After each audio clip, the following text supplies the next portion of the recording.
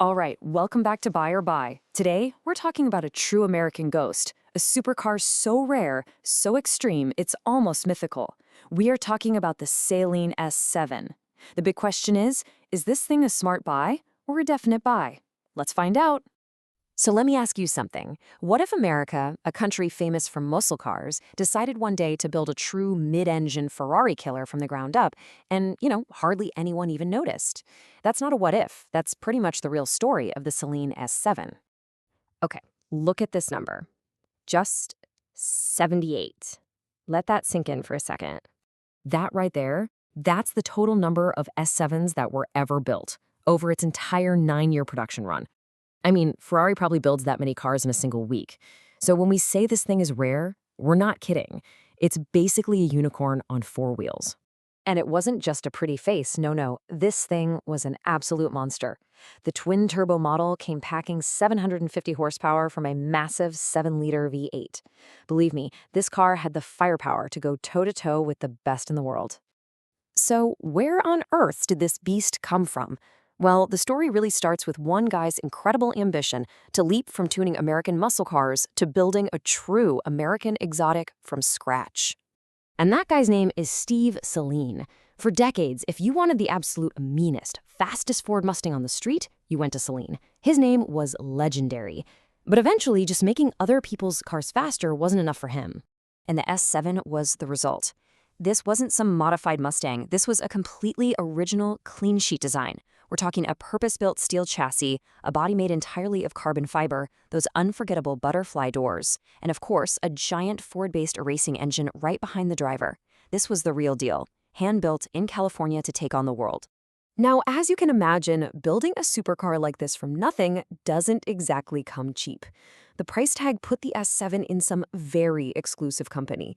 And honestly, the investment story that followed is just as wild as the car itself. Just look at these original prices. We're talking nearly $400,000 for the base model and almost $600,000 for the twin turbo. And that was back in 2005. This was not a bargain supercar. Saleen priced it to compete directly with the big Italian brands.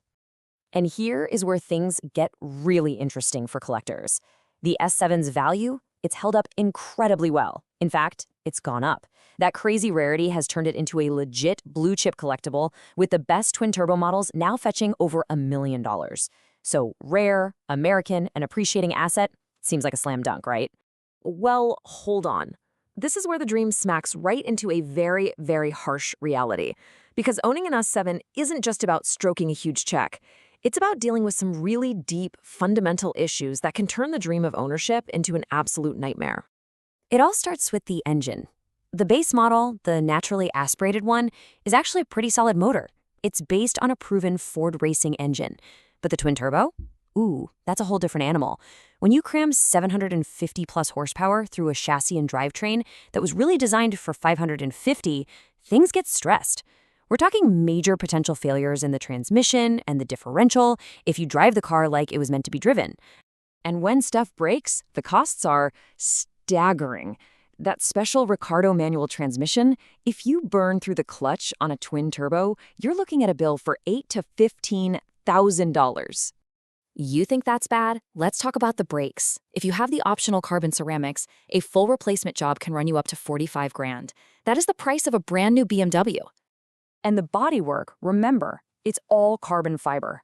If you crack or damage a single panel, you can't just take it to a normal body shop. Sourcing a new one, if you can even find it, could cost you $40,000 for one body panel. But here's the crazy part. Even those insane costs, they aren't the biggest problem. No, the real S7 ownership nightmare isn't just about the money. It's the fact that the company that built the car has basically been a corporate ghost town for years.